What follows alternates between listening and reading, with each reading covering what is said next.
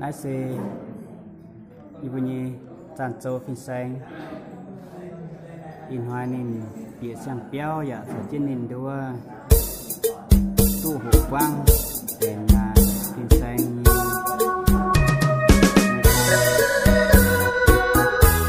hỏi chú sang rằng việc bé chịu chúa dùng ngắn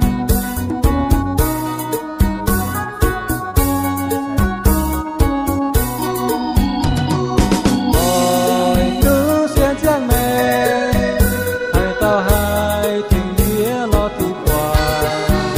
đồng hai thố bà thố cũng như nhìn nhau mà nhìn nhiều để trang yên qua nghe mày làm khao to ôi kéo đưa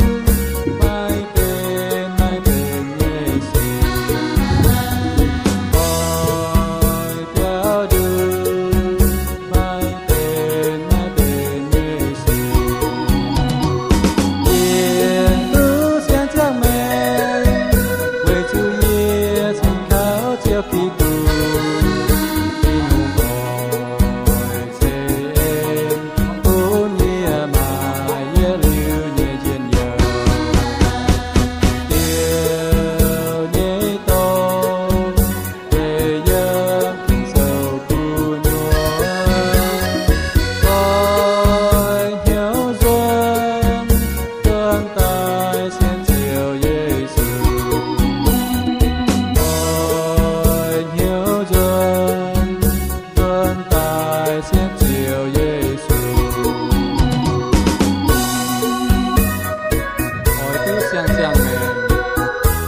Ghiền Mì Gõ